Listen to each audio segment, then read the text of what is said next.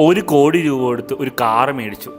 അതിന് നിങ്ങൾ എന്തോരം കെയർ ചെയ്യും, അതുകൊണ്ട് വാഷ് ചെയ്യും, അതിൽ ഏറ്റവും നല്ല ഫ്യൂവൽ ഒഴിക്കും, അത് മെയിൻറ്റെയിൻ ചെയ്യാൻ നല്ലപോലെ കാശ് സ്പെൻഡ് ചെയ്യും.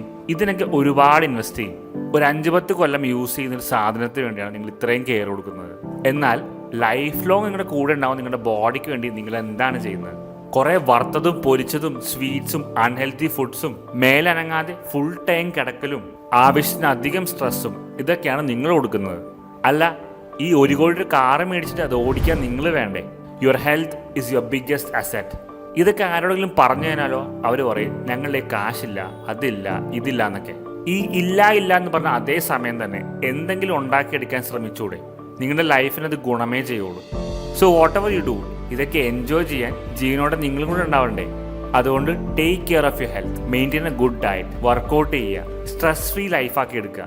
ബിലീവ് മീ, ഈ എഫേർട്സ് ഒന്നും വേസ്റ്റ് ആയി പോകില്ല.